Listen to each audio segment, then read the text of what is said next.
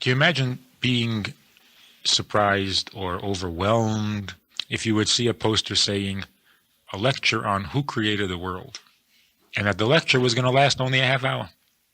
So that's amazing. Somebody can discuss creation of the world and who created it in less than a half hour. Unbelievable. Truth of the matter is, it's no great deal at all. Matter of fact, it shouldn't take a half hour. Who created the world? God created the world. You can all go home now. The same is true with the purpose of life. Why is the purpose of life? And why does that sound so dramatic and so overwhelming and so mysterious and poetic and philosophical that you can't possibly fit it into 45 minutes? Obviously, that's not a very Jewish perspective. From a Jewish perspective, purpose of life, everybody knows that. Ask any kid in the cheder. And yet, because of the secular philosophies, purpose of life has become an eternal mystery. And we're constantly searching for the purpose in life.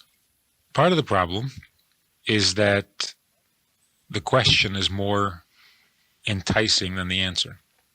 The search is more fun than the finding, because the drama of it and the agony of it and the quest itself fulfills some need or some desire that we have that the answer does not fulfill. So the search or the questioning, the seeking, is not a preparation for the answer, because the answer comes to satisfy one set of needs while the seeking satisfies a different set of needs. Ideally, we grow as we seek and as we search and as we learn and as we find out what the answers are to our questions. We not only gain more information and find out more stuff, but we actually move, we grow from the set of desires or needs that the seeking finds satisfying to those needs and those desires that the answer satisfies. At other times, when things are not ideal, we get stuck. And those needs and those desires that are satisfied by the seeking and by the searching refuse to go away. And we don't grow out of them. They linger. We're stuck with them. And the agony of it, of what is the purpose in life? What am I here for? What is this all about? Goes on and on and on without any end in sight. And then you begin to wonder, is this a philosophical question anymore? Or has it become some kind of a fixation? Has it simply become fun to wallow in the agony of not knowing, in the mystery of what life is all about? Sometimes it also serves as an excuse. I can't do what I have to do. I haven't gotten around to doing what I have to do because I don't even know what the purpose of life is.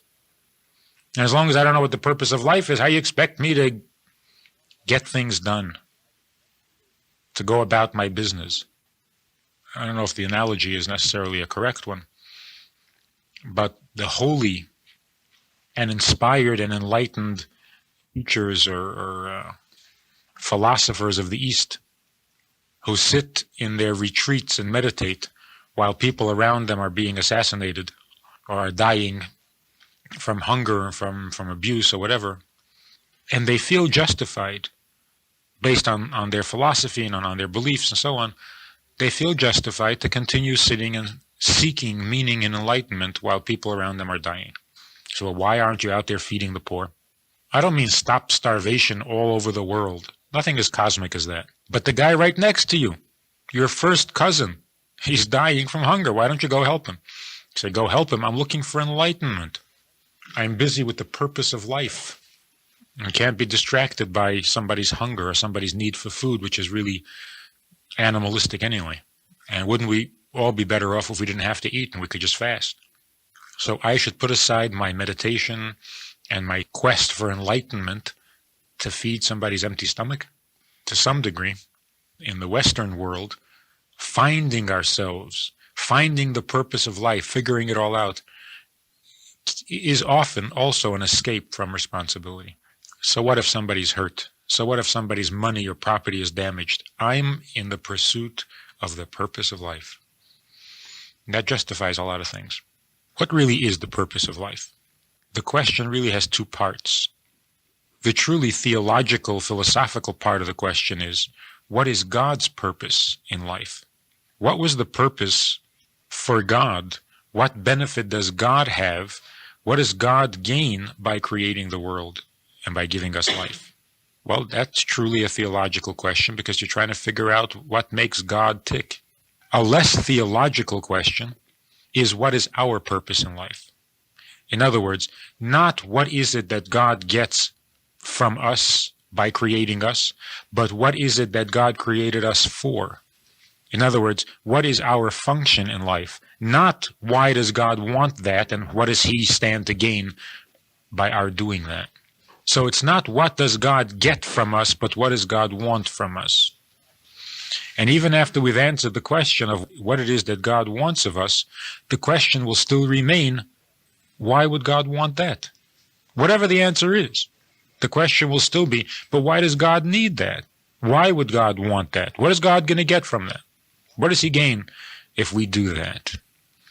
And that second half of the question may very well remain a question, because what God gets from it may not be understandable or within reach of human reason, which wouldn't be surprising at all. We really don't know what we get by half the things that we do, and we can't figure out our own motivations. To figure out God's motivation is too ambitious.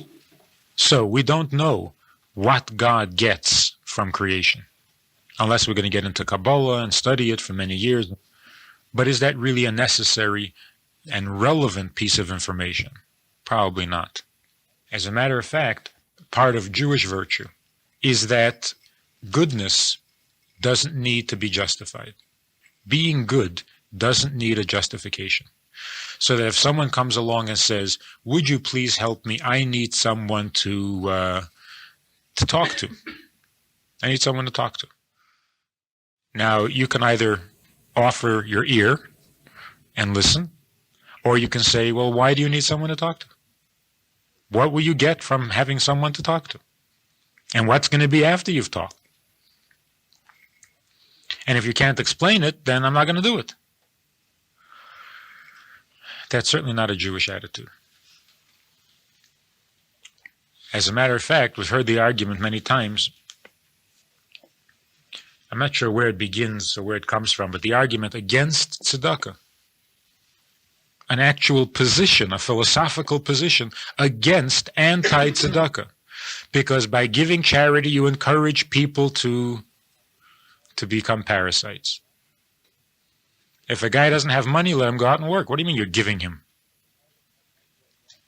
Don't give. Let him go and work. He can't find a job, well, what's his problem? But there's no such thing as tzedakah. There are no handouts. That's certainly not a Jewish attitude. If someone comes along and says, I am hungry, feed me, you don't ask, why are you hungry? And how did you get to be hungry? And where is the money you should have been earning from? First you feed him.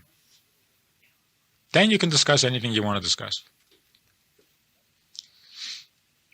Which means basically that virtue, being good, being nice, being helpful, being moral, doesn't need a justification. When God says, do this, for this I created you, we don't need further justification. And that's why the Alter Rebbe said, in this often quoted statement, if God had commanded us, instead of to do this mitzvah, had he commanded us to simply chop wood all day long, we would do it with the same enthusiasm. Because it's not the significance of the mitzvah that inspires us to do it. It's the fact that we were commanded to do it. It is a moral obligation. If it's a moral obligation, then we do it. What benefit comes from morality? That's an immoral question. The mitzvah is an end in itself. It doesn't need further justification. In other words, the purpose for which God created us doesn't need to be supported by further purpose. If we're doing what God wants us to do, then no further question is necessary. To know that you're doing what God wants you to do does not need philosophical support. It doesn't need to be bolstered or embellished by any further reasons. Because what could be a further reason? Listen to this circular argument. God asks us to keep Shabbos. Well, God created the world. It's His world. We are His creation. He asks us to keep Shabbos. We'll keep Shabbos. Why? Because obviously it means a lot to Him. And since it means a lot to Him, we're going to do it. Why does it mean a lot to Him? Because when people rest on Shabbos, as the argument goes, they are better able or better equipped to handle the rest of the week. Because having a day off, it's very good. It's sociologically and economically and politically a very good thing. As a matter of fact, Moshe was able to convince Pharaoh in the times when the Jews were slaves in Egypt that the slaves should have off one day a week. Not out of kindness to the slave, but out of consideration of economic benefit. You simply will get more done with slaves who have had a day of rest than slaves who are too tired to lift a stone.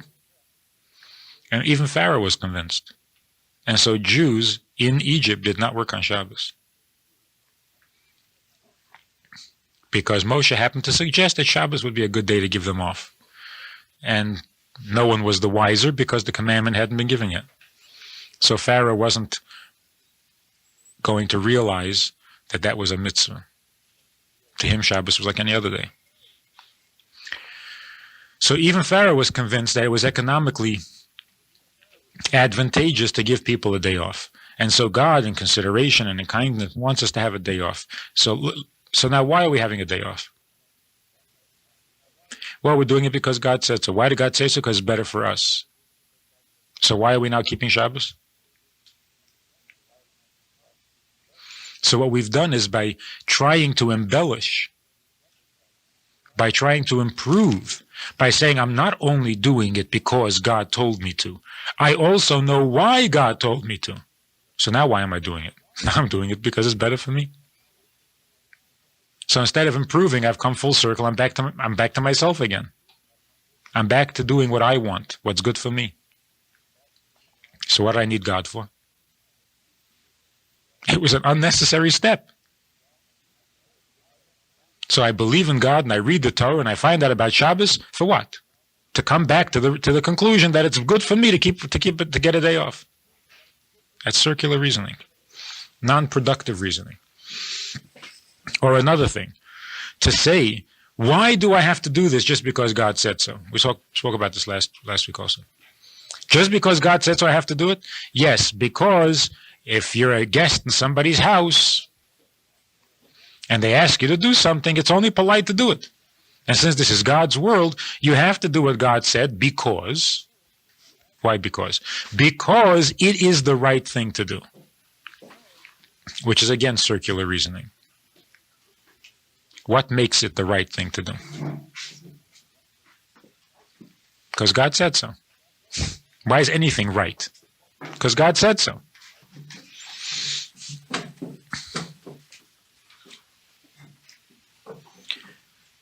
There are very knowledgeable Jews, scholarly Jews, who will make the same argument. We do what God tells us to do because by doing it, it makes us better. It makes us better people. And the reason they'll say this, the reason they'll give you this argument is because they're quoting the Gemara. The Gemara says that mitzvahs were given to improve the person. And so they're telling you that the reason we do the mitzvahs is because it improves us, it makes us better people, which is really an incorrect understanding of the Gemara. Again, to say that we're going to do what God commands us to do. Why? Because that will make us better people. How better people? What's better? We won't steal, but that's one of the commandments. By doing the commandment, we will become better people. We won't commit adultery. Wait a minute, that's one of the commandments. So what does it mean? That by not stealing and by not committing adultery, we will become better people. In what? In that we will not steal and not... There's something wrong with this reasoning here. Don't steal so that you'll be a better person. How will I be a better person? You won't be a crook. In other words, I won't steal. Well, you're making an unnecessary argument here. Don't steal so that you won't steal? That doesn't sound very philosophical. Don't commit adultery because then you won't be an adulterer. That's true, but unnecessary. That doesn't have to be stated. It's rather obvious. So, obey the commandments, because by obeying the commandments you will become a better person. What is a better person if not obeying the commandments? There is nothing better. So it's not correct to say that we don't commit adultery in order to become better. Better than what? The point of it being that the commandment doesn't have any further justification because there is nothing better. So there is no greater virtue to be had than the mitzvah itself. And so to say that the mitzvahs were given in order that we would become better, it's redundant. Because better means obeying the mitzvah. There is nothing better than that. What the Gemara really is saying is not, why is there this commandment? There is this commandment because this is true. The question is, why were these commandments given to us, to human beings? Since human beings are imperfect, and human beings have flaws, and human beings have evil inclinations, why give us such holy and true and divine commandments? For that, the answer is to make us better, to stop us from being all those nasty things. But that's not why there are commandments. That's not why God wants us to keep kosher. God wants kosher. The question is, why does he want it of us rather than of angels? For this, the answer is because it helps us. But that's not why kashrus exists. That's not why Shabbos exists. That's not why tznius exists. That's why it was given to us in spite of our weaknesses. But why really is there such a commandment? Why does God want Shabbos? Why does God want kashrus? We don't know and we don't care. Because knowing isn't going to make it any better. Because you can't get any better. But that's all introductory stuff. What really is the purpose of life? There's a statement in Gemara that says that the sages took a vote and they tallied it up, and it was agreed, either by majority or unanimous, it was agreed that it is easy, that it is nayach lo adam shalei baris, that it would be preferable for the person not to be born.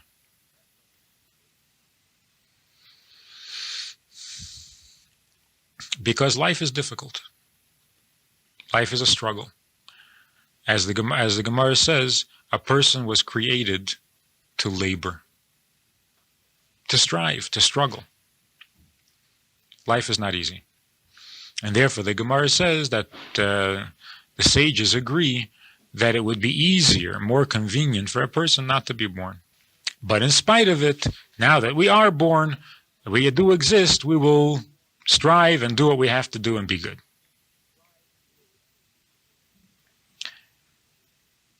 Chassidus explains the difference between easier and better. It's true that it would be easier for a person not to be born. But that doesn't make it better. It is better for a person to be born. It would be easier not to be born. But then again, nothing good comes easily. So no, it's not easy to be born, to be alive, but it is good. And because of that goodness, we not only accept our life, but we become quite enamored with it. And the thought of losing it is very upsetting. The foundation, the groundwork on which we have to build an understanding of a purpose of life is the absolute conviction that when God creates human beings, He does not create them in masses. Probably the most important lesson out of the entire description of creation, the fact that God created light, and the fact that God created grass, and the fact that God put the moon and the stars and the sun in their orbits and so on, is not nearly as relevant and as important and as significant to our lives as the fact that God created one person. That, more than anything else, sets the tone for our life. We have to begin with the absolute conviction that God does not create groups of people.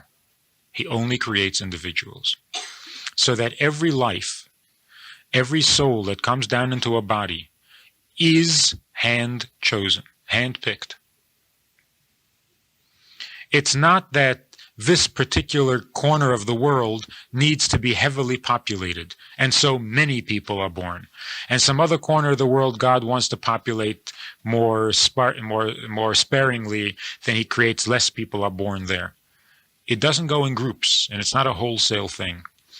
Every individual is created because that individual has a mission, a purpose, a function that no one else has.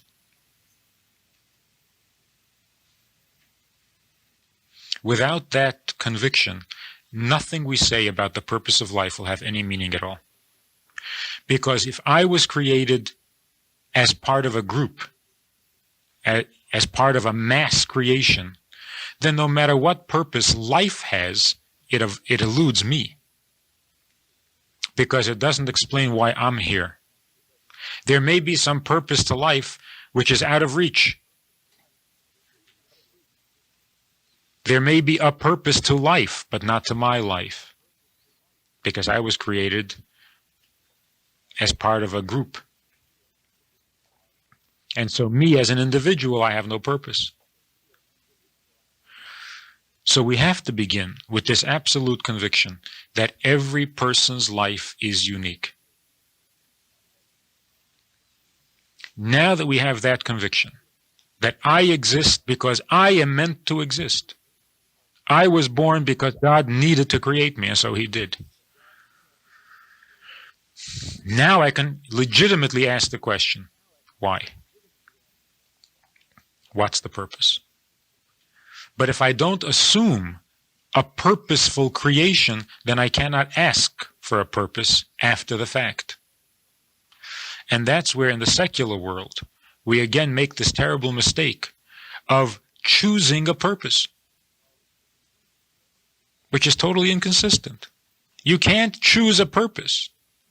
Purpose means the reason, the motivation, the cause that brought you into existence, that made you exist in the first place.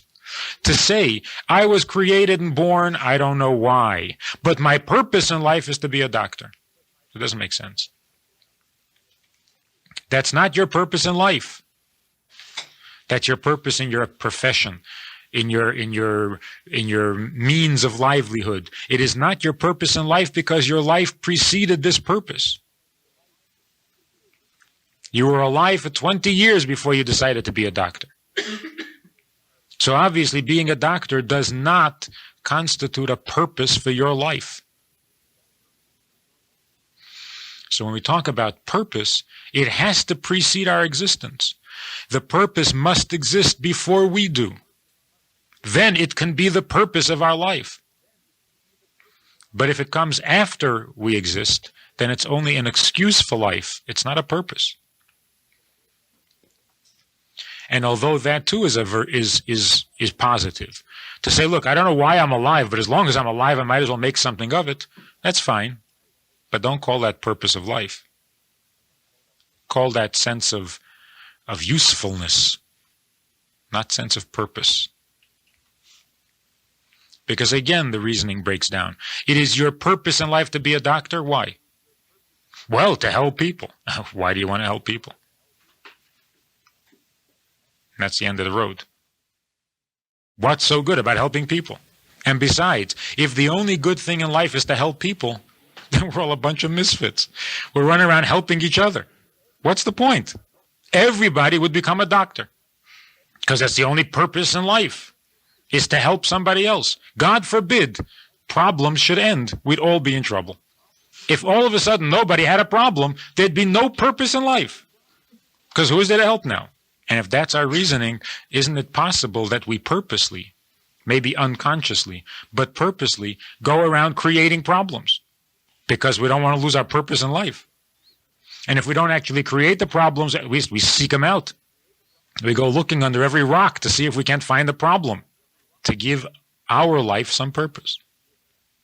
If your whole life is correcting what is wrong, then what happens to life when life is what it really ought to be? That's an incredible contradiction. When we finally become what we ought to be, we will have no purpose for being. That's terrible. It's also not true.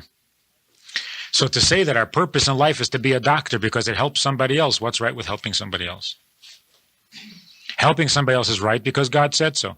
God also said not to eat out when the restaurant isn't kosher. Say, yeah, but who does that help? Say, since when is helping someone the only yardstick of morality? Morality means doing that which you are meant to do. And that's what explains why the Torah says, after giving the commandments, Torah says, from these commandments you may not detract, subtract, and you may not add. What would be so terrible if we added a few commandments? What would be so terrible if we saw an opportunity to do some good, and we did that good even though it's not a commandment? It's true that there is no good in the world that is not already a commandment. But what if there was? What would be so terrible if we could find something to add to Torah and be even better? What would be so terrible?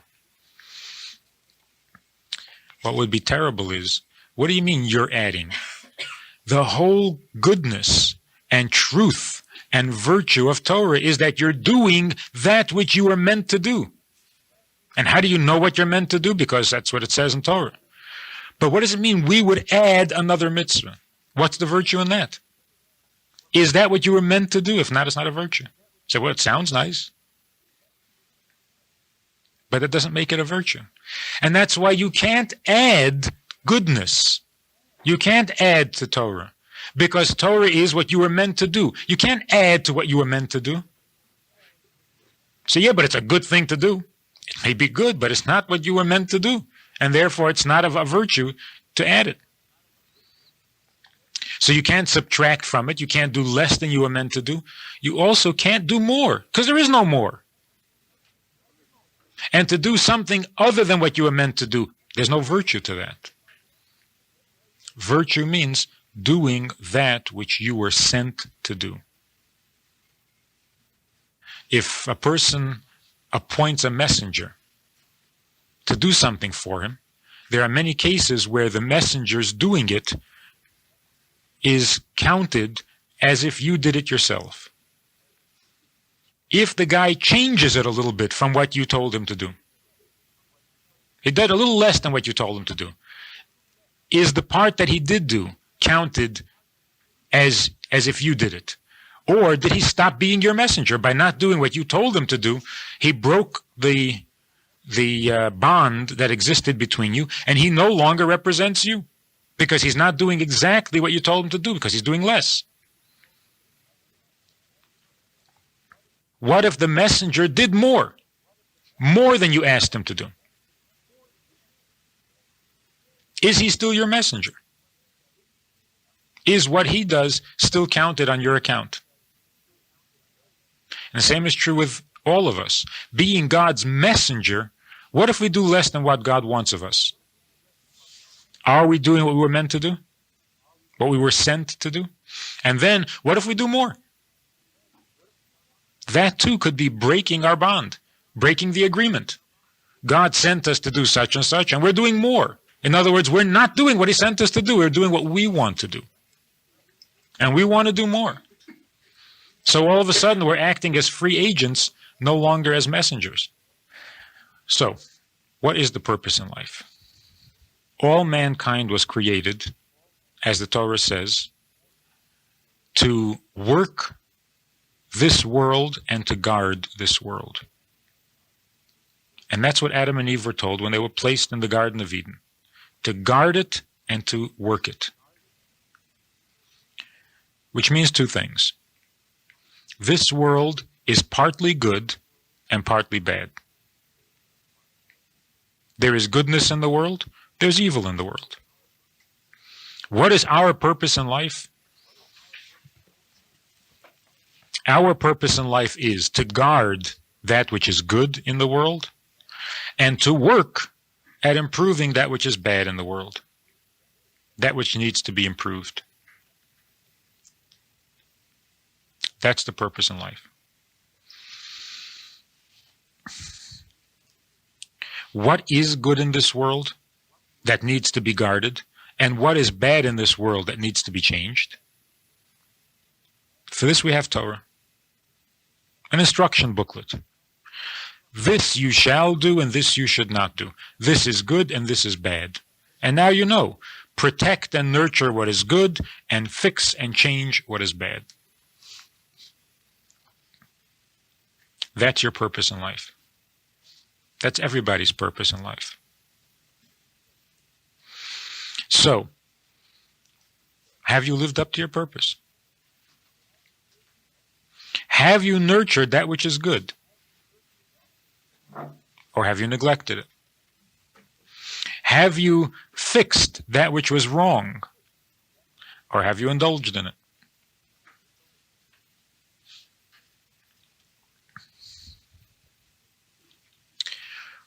What do we gain by doing this? The world will gain. The world was an abandoned place, like a field without an owner. The weeds overrun the place. It looks neglected. It's not productive. People come along and work at it, and they clear away the weeds, and they plant the right kinds of things. It becomes a beautiful garden. So the world gains. But what do we gain? What do we gain from doing this? What are our wages for this service, for this purpose in life? And although it's true that if we were very high-minded, we wouldn't ask for reward. And we wouldn't ask for payment. But on the other hand, if God is expecting us to do this, whether or not we are high-minded, then there must be a payment as well. God can say, don't do it for the reward, but He must offer a reward. Because not everybody is going to be high-minded. And for God to force us to be high-minded isn't very just. So the Mishnah instructs us not to serve God like a servant who wants to get paid, but like a servant who doesn't want to get paid. That's good advice. But we're not forced. There is a reward. And if we want to do it for the reward, we can. Only it's not the best way of doing it. It's not the highest way of doing it.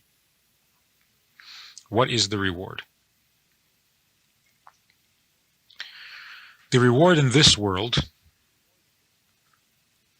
is that we stop feeling like guests in somebody else's world. Why couldn't God finish the world Himself and put us into the world after it was perfect?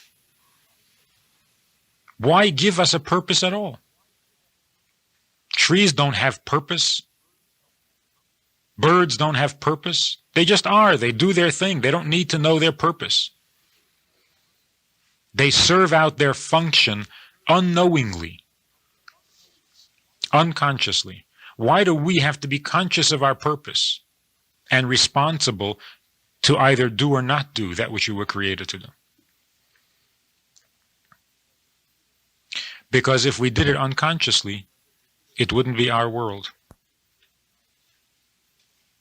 We wouldn't be able to feel any part of this world. We would be a cog in the machine. And so God doesn't finish the world. He leaves it imperfect. And says, when he creates man, you are different from other creations. You are not there as the end or the fulfillment of what I want, but here you can put in also what you want by doing or not doing. If you do it, the world is completed. If you don't do it, then something remains undone. Therefore, you begin to feel a responsibility, an empathy with the world, because it is a world in which you make a difference.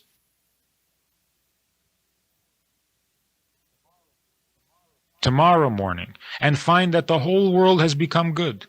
Everybody is perfect. There are no more problems. We don't need doctors anymore. Will you feel some sense of accomplishment? That you somehow contributed to this perfection? Or will you stand by like a stranger, surprised by what you see and having no part in it, no share in it? So God says, don't be a stranger, and don't be a passive observer. Be a partner in creation. By being a partner in creation, we have, instead of the shame of having received life as a free gift, which is embarrassing, we have instead a sense of accomplishment because we participated in the growing pains of the world. And that's what it means to be a partner with God in creation. Not a passive, unconscious and unwilling, involuntary part of God's doing. Instead, we become a voluntary, purposeful, and productive partner in the creation. And that gives us a tremendous sense of worth. Not ego, but worth. That's in this world the reward or the benefits of doing that which you were created to do. In the bigger picture, by fulfilling these mitzvahs and these commandments, we are elevating, bringing back together that which has become separated. We say in the davening that one of the biggest mitzvahs for which there's a reward both in this world and in the world to come is when you bring peace between people. But more specifically, between a man and his friend, between a husband and a wife. Why the emphasis on a man and his friend? Why not between two strangers? Because two strangers are two strangers. There's no tragedy in that. But when a man and his friend are not getting along, and you can bring peace between them, then you're bringing back together that which had become separated. In other words, bringing back the harmony. In doing the mitzvahs, every mitzvah that we do involves some physical part of the world, some material, as well as some physical part of the body. And within all of these physical things, there is a part of God that had become separated in the act of creation. By doing the mitzvah, we're bringing back, reuniting, rejoining that little divine spark that had become separated from God. We're bringing it back to God again.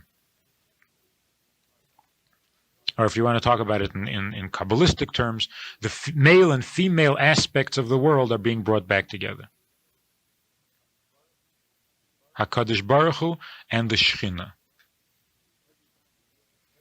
Every time we do a mitzvah, we are bringing peace. We're bringing back together the Shekhinah with HaKadosh Baruch Hu. And the Shekhinah is that part of God which was invested into creation. And HaKadosh Baruch Hu is that part of God that's above creation. And this, although it sounds more mystical, actually gets us closer to our individual lives. All of us were created to perfect the world. Jews do it through 613 commandments. Everybody else does it through 7 commandments. But basically the purpose is the same. To create heaven on earth. To bridge that distance that separates heaven from earth. Or that separates creation from creator. But that is a purpose that all life, human life, shares in common. But what about me as an individual? What is my purpose? Meaning to say, what is the purpose of my being who I am, not just my being alive?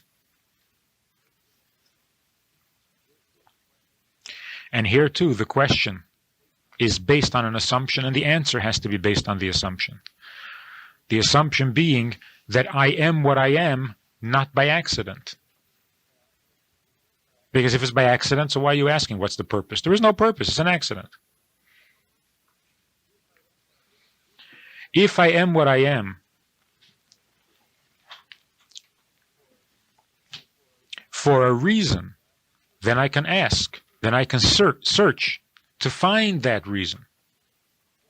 Why am I what I am?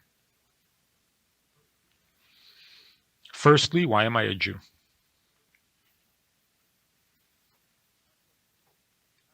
Not what makes me a Jew. We know what makes me a Jew. I have a Jewish mother, which gives me a Jewish soul. But why? What is the more specific purpose of a Jew that is different than the purpose of a non-Jew? So why am I a Jew? What is the purpose of being a Jew? Second question, why am I free? Or in different words, why is it up to me? Why is it my responsibility? To be a Jew is more specific than to be a human being. To be responsible is more specific than to be a slave. A slave means that it's not up to you. No one ever discusses the personality of a slave, or the mind of a slave, or the opinions of a slave. Why? Because it doesn't matter. His opinion isn't going to change anything. Matter of fact, he doesn't need to have an opinion. He's a slave. And that's what makes being a slave attractive to a slave. He doesn't need to have an opinion. He doesn't need to be responsible. And that's why the Gemara says that you cannot free a slave without asking him. Because he may not want to be free. So why wouldn't anybody want to be free? So because when you're free, you have to have an opinion. And you have to be responsible. Not everybody wants to do that. Better yet, not everybody can do that. If you're given a certain responsibility, what is it that you have that makes you capable of living up to that responsibility? So what is it about you that makes you free and not a slave? So the question becomes more specific. Why am I alive? That's a very general question. Why am I a Jew? More specific. Even more specific. Why am I free? In other words, what am I that makes me capable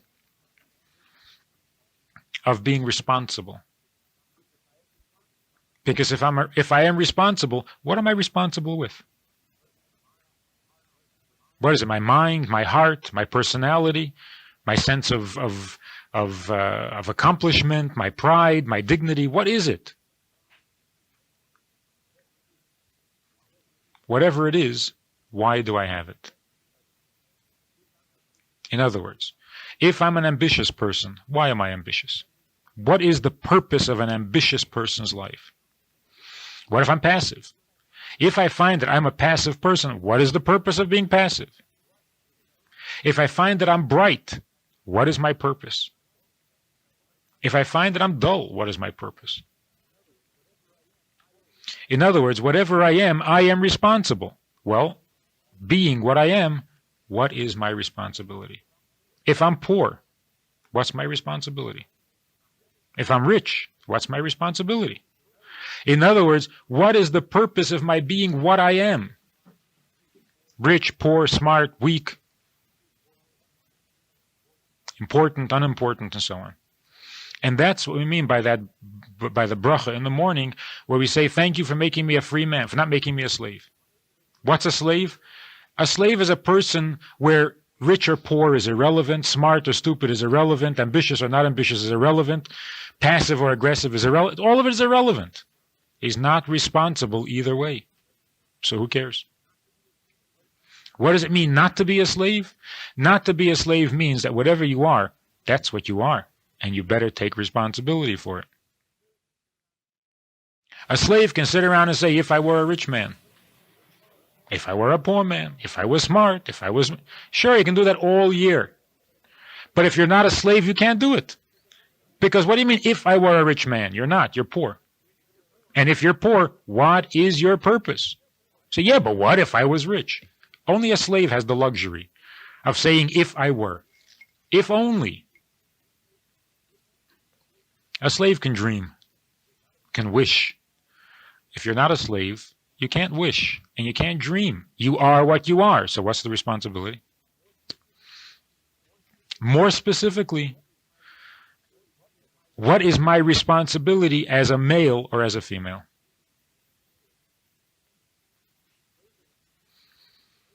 Those are the three specifics within the purpose of life. The purpose of life is to improve the world. More specifically, the purpose of a Jew is to improve that part of the world that only a Jew can affect through the 613 mitzvahs. A non-Jew who puts on tefillin does not elevate the divine spark in the leather. Nothing happens. It's a piece of leather and he's wearing leather boxes. Rather foolish. Even more, if a non-Jew does not work on Shabbos, doesn't do any work on Shabbos, not only isn't he improving the world, he's destroying it. Because his contribution to the world is improving the physical condition of the world. If he takes one day out of the week and says, on this day I will not improve anything in the physical world, it's not only not an improvement, it goes the opposite direction. A day has gone by and he hasn't improved anything. And that's why a non-Jew may do other mitzvahs, but he may not keep Shabbos.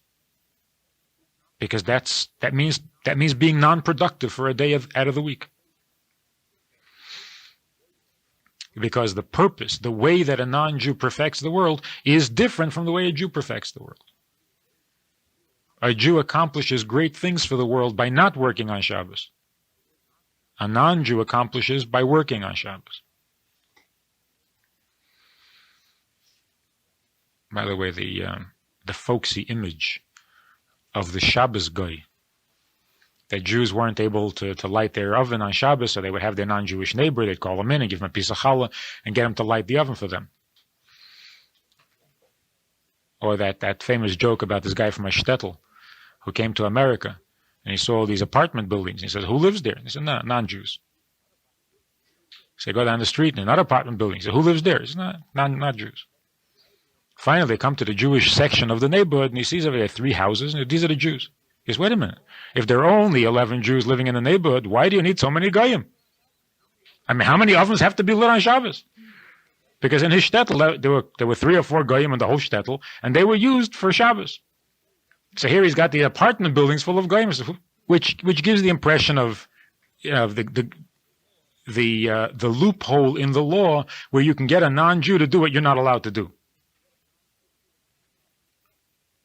It's not such a loophole at all. And it's not just that you want your oven lit, so you're going to use a non-Jew to do it. That's not the whole story either. As much as it is a virtue for you not to light the oven on Shabbos, it is a virtue for the non-Jew to do it. Because while we are elevating the world by refraining from the physical, he elevates the world by improving the physical. And if it's cold and the fire is not lit, and he lights it, then he's improved the physical condition of the world. So we need to understand what is our purpose as Jews. We further need to understand what is our purpose as individuals, meaning to say, with the particular personality that we have. And then, the most specific is we need to know what is our role as a man and a woman. And here it's very clear that the difference between the role of a man and a woman has nothing to do with personality, because that was part of the second consideration, not being a slave. Very specifically, we wake up in the morning, like Adam waking up, or Eve waking up after being created. And we find a world, good and bad. We find a world. We find the world into which we are created for that day. We find ourselves surrounded by certain people. We find ourselves bearing a certain personality. I'm going to say burdened by a certain personality, but it doesn't necessarily have to be so negative. We find ourselves stuck with a personality that may need to be improved, may even need to be changed. But it's there.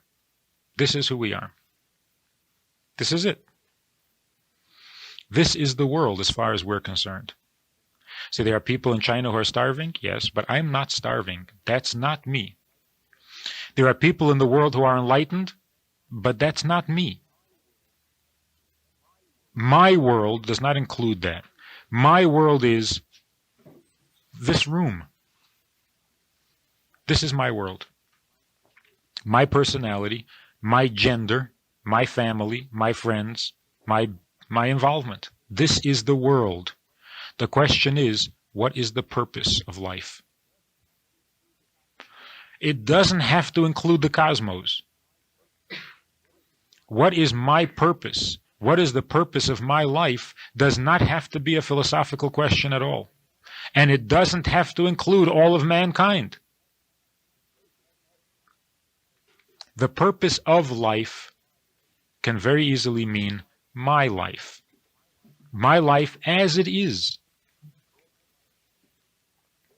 Therefore, Hasidus says that the expression, the use of the term, if only, is blasphemous. It is blasphemy to say, if only.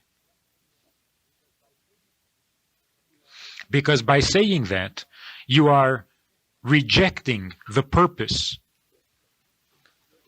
of your condition, the purpose of your gender, the purpose of your personality, and the purpose of your Judaism.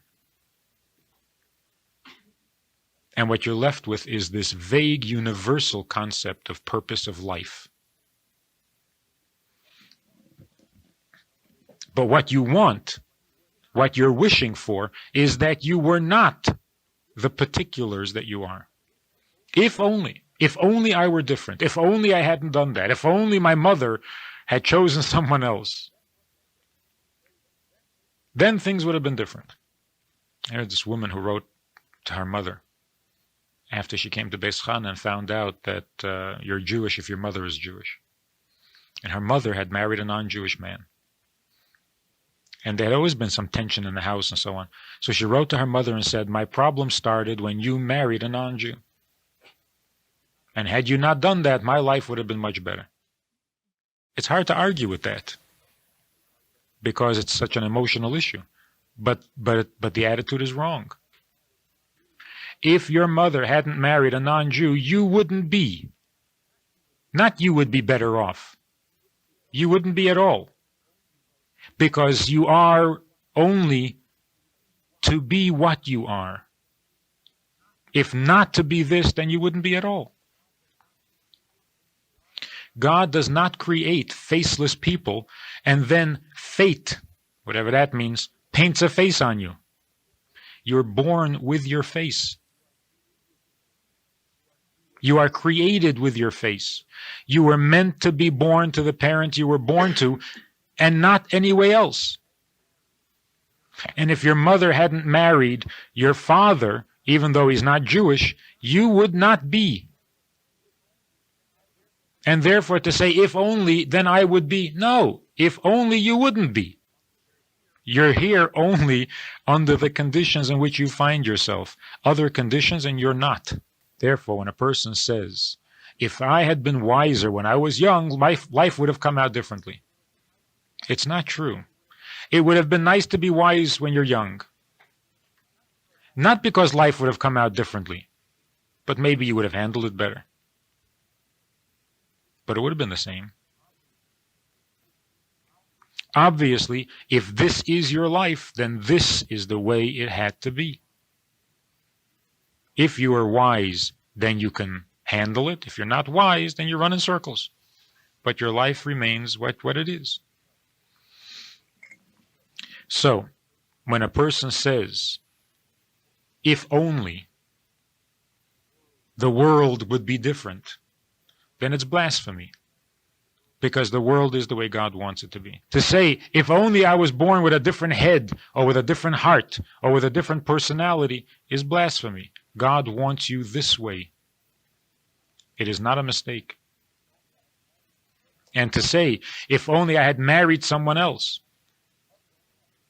if only I had had some other children, not these children, if only I hadn't had children, if only I had more children, if only is blasphemy. Because your gender, and therefore your husband or your wife and your children, are as they're meant to be. The question is only, what is the purpose? But not if only. So to say that I had a bad set of parents and they messed up my life, and therefore I am a victim of circumstance, that's not a circumstance. That's a divine cosmic plan. And yes, it would. What is it, the line there in Tevye? Would it spoil some vast eternal plan? Yes, it would. Because it's not circumstances. Secondly, no matter how much freedom of choice we have, we remain, to a large extent, victims of our circumstance. In other words, we cannot do away with the circumstances. We can only change our reaction or response to it. If our reaction is a helpless one, then we can correctly call it a victim of circumstance. If our response is a positive one, then yes, we are reacting to our circumstance and living within our circumstance. But we're not victims. We're taking responsibility. So will that change it? No, it may not change it. Because the circumstances are there for keeps. I was once arguing with this woman about freedom of choice.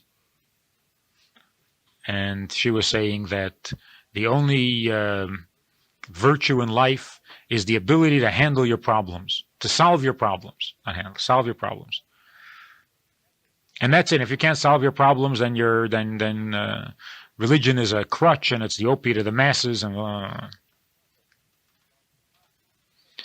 because it keeps you from solving your problems, and you accept your problems, and you're a victim, and being a mensch means that you solve your problems. This woman was about 6'2". And I said to her, what are you doing about your problem? There was very little she could do. Very little. Matter of fact, there is nothing she could do about her problem. So what she was doing was she was accepting it graciously most of the time. So he says, well, I'm handling it. I said, what do you mean you're handling it? What are you doing? You're shrinking slowly? What do you mean you're handling it? Obviously, there's nothing you can do to solve your problem. The circumstances are there for keeps. What are you going to do? You're going to live with it. You're going to accept the circumstances and not try to change it and somehow live with it. And that's why you're not a victim of it. Yeah, that's correct. But to say that the only way to be a mensch is by solving your problem, most problems are not solvable. You can either live by them, with them, off them, or die from them, but they're not solvable. Because they're not accidents. An accident you can wipe up. But that which God ordained for us doesn't get wiped up. We either thrive on it or we're overburdened by it. So I'm not talking about silly things, about imaginary problems that can be wiped up and dismissed, but real circumstances, life's circumstances. To wish them away is silly, and to say if only is blasphemous, and to refuse to take responsibility is being a victim, and therefore we're left with only one choice. And that is to say, this is how God made me, now what is my responsibility? What is my purpose? So if a person wakes up one morning, regardless of how it came to be, he wakes up one morning and he finds that he's seriously ill. What should he do? Regret being born? Say, if only?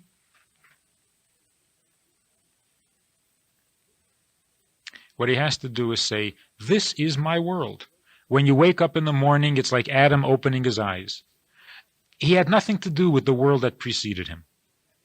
And therefore, he certainly could not say, if only. If only what? If only I had made different choices. He made no choices at all. The world, the Garden of Eden, was what it was without his input. And that one tree that you were not allowed to eat from, he didn't make it non-kosher. It was not kosher for some reason. He had nothing to do with it.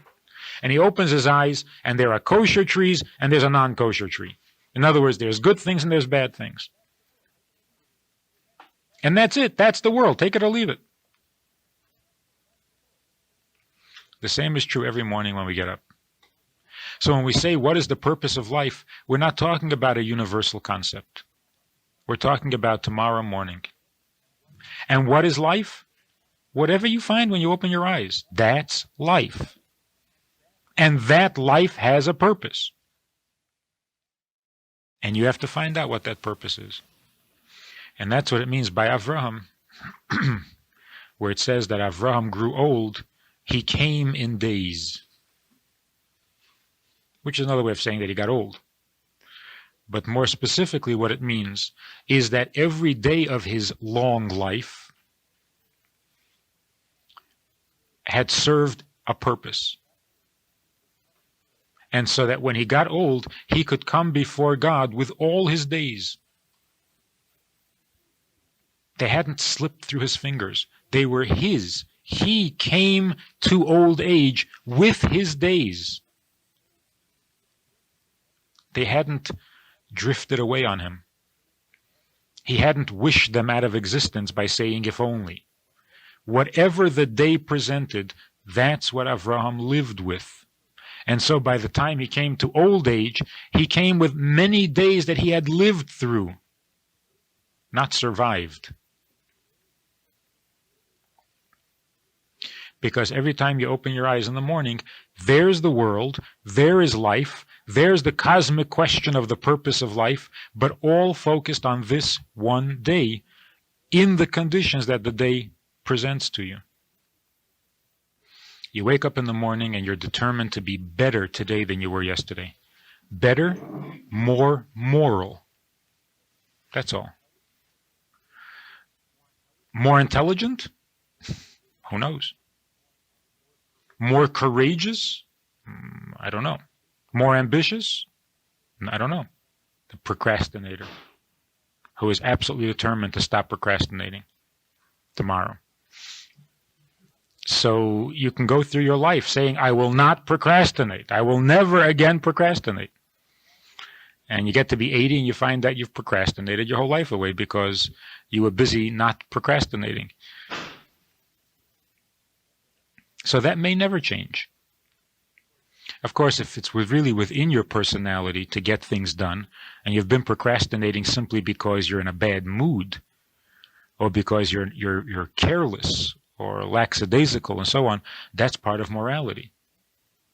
So if you kick yourself in the pants in the morning and say, I've got to stop being such a mess, and you find that you succeed, then obviously it's within your personality to get things done. It just takes a little morality. But if it's really not within your personality, then it may never change. You've got to live with that. Because there's nothing immoral, intrinsically immoral, about being shlomazel. It's no great honor either, but it's not a sin.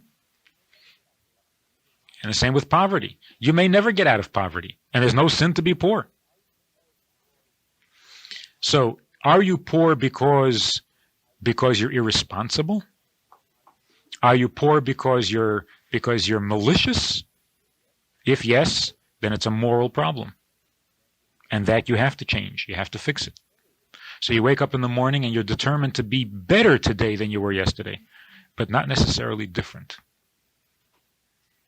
Not even in terms of personality things. So knowing what you can't change is a necessary thing, but it remains unchangeable. And if you can't change it, then you have to have the wisdom to know that and to live accordingly. So it's not that every day is going to be the same as the day before. It's not going to be the same. It's got to be better. But the only way that the day is different is in its morality. The Torah tells us or describes for us what a certain condition is by comparing it to the opposite. How do we understand the world now that Adam and Eve did eat from the tree of knowledge? By comparing it to what would have been if they hadn't. But not that we're wishing they hadn't. There's no wishing. If we all kept Shabbos, Mashiach would come. That's not a wish. There's not, if only last Shabbos we would have kept Shabbos. I'm not talking about last Shabbos, I'm talking about next Shabbos. That's not a wish.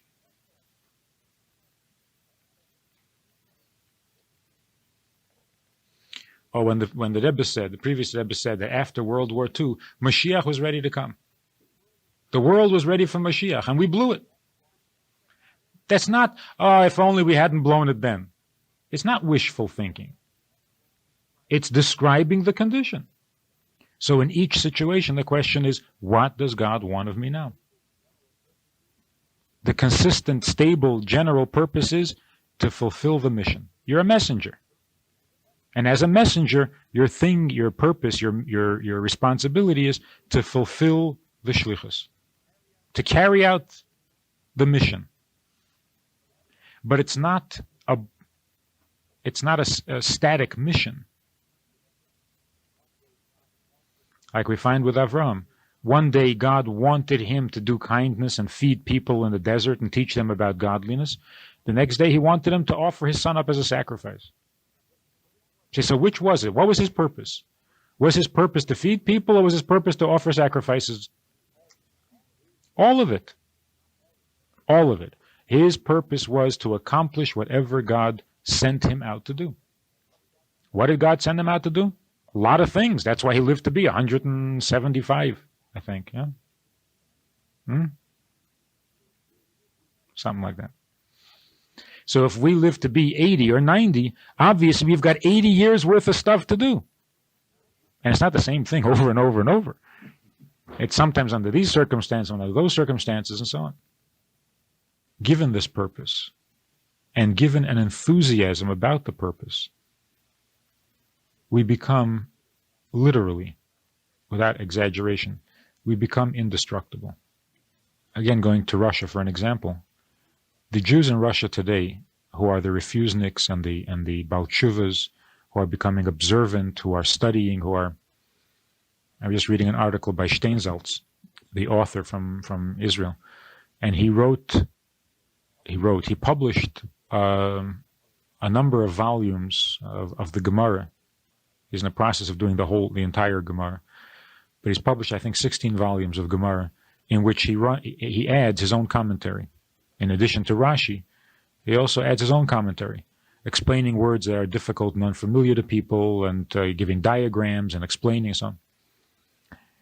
And in this article, he was talking about how many requests he has gotten for his Gemaras from Russia. But the Talmud itself, in Hebrew, is in big demand in Russia. And that people sit there and study his Gemara, because they know a little bit of modern Hebrew. So his commentary, which is written in modern Hebrew, helps them understand the Gemara. So they sit studying the Gemara for hours on end in Russia. So now, to think that a person can be so immersed and so devoted and so stubborn about their Yiddishkeit and about learning, not only Chumash but also Gemara or Tanya, whatever it is that they're learning there, while at the same time they have enough issues in their personal lives and their private lives to preoccupy two people full time. If we had the problems they had, God forbid, we would have no time for anything else. We would be so absorbed and so preoccupied with surviving that we wouldn't manage to accomplish anything else. And then halavai we should succeed in surviving. We probably wouldn't even accomplish that. We'd collapse. We'd get depressed. We'd give up, commit suicide. Who knows what we'd do? Here, there are people who have enough issues and enough problems and enough worries and enough concerns and enough aches and pains to be totally preoccupied with them. And they're not. They're totally preoccupied with Yiddishkeit. It's like they're capable of two lives at the same time when we're not even capable of one. But this is the secret of Jewish survival. The enthusiasm that we have when we're seeing things clearly, the enthusiasm we have for the purpose in life, makes the problems in life insignificant. And that which would destroy other nations doesn't faze us. We're busy. We have no time to be destroyed because we're busy with our purpose. Problems, danger, suffering, illness, poverty, anti-Semitism, oppressions of all sorts, they're not pleasant. But then again, we're busy. The Romans are destroying Yerushalayim, and what are people thinking? Where are we going to learn next year? So Rabbi Yochanan ben Zakkai smuggles himself out and he starts a yeshiva. While Yerushalayim is being burnt to the ground, he's negotiating a yeshiva in Yavne. Other people would curl up and die. Nations, I mean. This nation is busy. Our world is being destroyed, and our country is being burnt, and our temple is being overrun. And what are we busy with? What are we going to learn next year? And so the temple gets destroyed, but the Jewish people go on. And that's been the case every time there's been trouble. And in our personal lives, the same is true.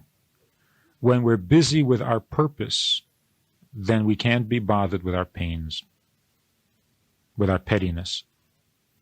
And the more enthusiastic we are about our purpose, the more quickly the pains and the difficulties dissipate. They go away, and long after they're gone, we're still here. And that's going to be the case anyway. So that's this famous story about the previous Rebbe's uncle. who many had considered a Rebbe in his own right. So he was an incredible person. One day, word spread that his forest had burnt down. So some of his friends rushed over to his house to see if they could console him and be there with him in his time of need. His life savings just went down the drain. They got to his house and they found him reading. And they figured that he hadn't heard yet. So they weren't sure whether they should tell him or they shouldn't tell him, how they should break the news to him, and so on and so forth. Finally, they hemmed and they hawed and they broke the news to him, and he knew. He had heard an hour ago. They said, "What do you mean you heard an hour ago? We walked in here, you were sitting here casually reading a book as if nothing happened. Weren't you upset?" He says, "Of course I was upset." They said, "But when we walked in, you were reading. He said, "That was an hour later." So they were standing there gaping at him. He said, "What are you so surprised about?" And he turned to one of them and he said, "How come you're not upset?" He said, "About what?" He said, "About your kid." He said, "What about my kid?" He says, "Your kid is very not well." So what are you talking about? That was 3 years ago. He says, "Well, why aren't you upset?" He says, "I was upset, but I've gotten over it. It was 3 years ago." He says, "Okay, so by you it takes 3 years, by me it takes an hour. So I'm faster than you."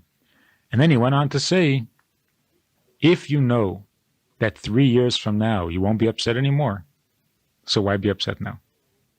A problem that's going to go away anyway isn't worth worrying over. It's the problems that don't go away you worry about. But if you know that this is only for 10 years, it's only for 10 years, no, not so terrible. And if its maximum life is 10 years, why have to go to the maximum? Go to the minimum. Nobody in the whole world would be upset for more than 10 years over a fire. So I have to be the worst guy in the world and wait the whole 10 years. Do the full time. Get away with less. So if we know that in the end it's going to end up the same anyway, in the end it's going to be the way God wants anyway, then the option is only whether you're going to aggravate yourself over it and agonize over it for 10 years, or you leave yourself alone and be busy with other things. Focus on the purpose in life and stop focusing on... So our eyes have this nasty tendency of wandering off to where we shouldn't be looking. If we're busy with our purpose, then we don't notice and we don't get excited about the things that we shouldn't get excited about. So the purpose of life is to keep our eyes where they belong, to keep ourselves focused on the right thing. And that way we don't get off on tangents, we don't get stuck in ruts, and we don't get distracted by unkosher things or unhappy things or ungodly things. And as one Rebbe once put it, if there's something scaring you, it's only to remind you that you need to be afraid of God. So be afraid of God and you won't need the reminder. So if we keep focused on our purpose, then we don't need the things that come along to remind us of that purpose and to poke us and wake us and to so on and so on. If we're focused, then we don't need the rest of the stuff.